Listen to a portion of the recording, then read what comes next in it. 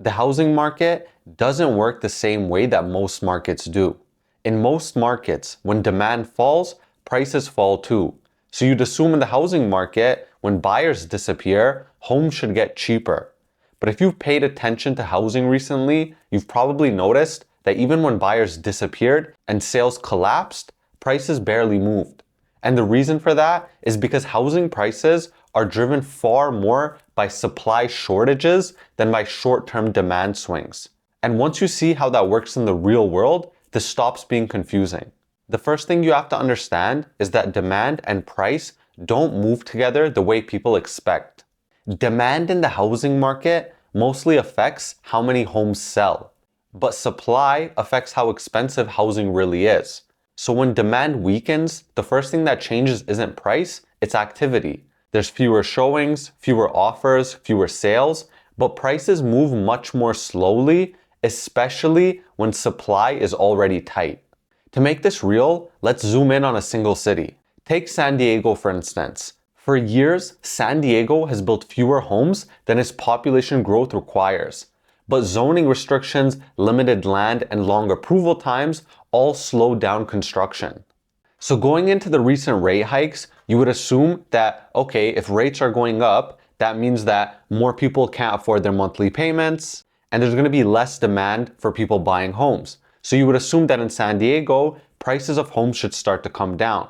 But here's the thing, if San Diego has a shortage of, let's say, 10,000 homes, and with the recent rate hikes, that shortage goes from 10,000 to, let's say, 7,000 or 5,000, because if less buyers want to buy homes, then there's less of a shortage. Either ways, there's still a shortage. Even if your shortage goes from 10,000 to 5,000, there's still a shortage. So that's why in cities like that, you tend to see that prices don't actually come down. They just kind of stabilize.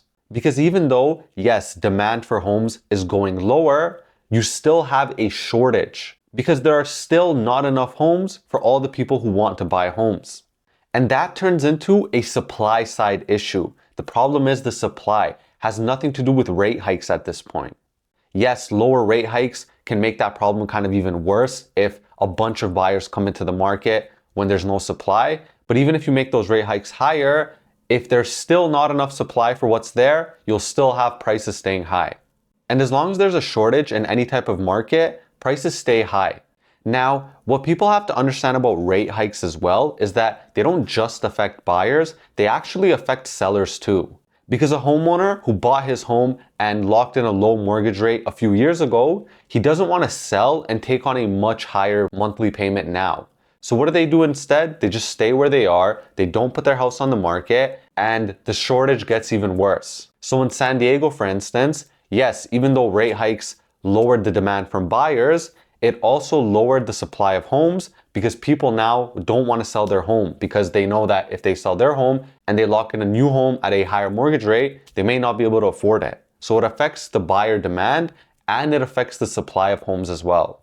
And this is really critical to understand because right now, the market, it's not rebalancing. It's kind of freezing up. You're seeing fewer buyers, but you're also seeing fewer sellers and you're seeing fewer total overall transactions. But what you're not seeing is lower home prices. And this is how the housing market kind of differs from something like the stock market. If stocks drop, sellers instantly accept lower prices. They sell right away. But homeowners don't work that way. Most sellers don't say, oh, the demand is down, I'm going to cut my home price by 20%. They say, I'll wait, I'll rent it out, or I don't need to sell right now, I'll just keep living in this house. So instead of prices adjusting quickly, homes simply don't sell and listings get pulled, inventory stays tight, and the shortage, it stays how it is. Now, if you zoom back out quickly, this is not just San Diego. This pattern shows up anywhere housing supply is constrained. You see this in Los Angeles, San Francisco, New York, Toronto, Canada, Vancouver, Boston. In all of these cities, you can see demand fall significantly and prices still don't come down much because the underlying problem isn't demand. It's that supply never caught up in the first place. And there's another really important dynamic that keeps prices supported even when demand falls. When affordability worsens, not all buyers leave the market equally. The first people to disappear are first-time buyers with lower down payments and people who are kind of right at the edge of being able to afford a home. But the buyers who do remain active in these type of markets, they usually have a higher income, large down payments, they might be equity backed, or they're like a conglomerate, or it's people who have to move for life reasons. So maybe they get a job somewhere else in a different city and they really can't stay here. So even with fewer buyers overall, the remaining demand can still support prices, especially when inventory is limited. And again, that's a supply problem, not a buyer behavior problem. And this is why it's misleading to blame buyers for high prices. Buyers didn't suddenly decide to overpay forever. In many cases, buyers are reacting rationally to the system in front of them. If supply were abundant and flexible, falling demand would quickly translate into lower prices. But when supply is constrained, demand drops don't fix the problem, they just kind of slow the market down. And that's why housing shortages matter a lot more than demand. Demand moves up and down with rates, with the sentiment of the market and the economy. Supply shortages persist for years. And as long as these shortages exist, prices can stay high even when the market feels dead.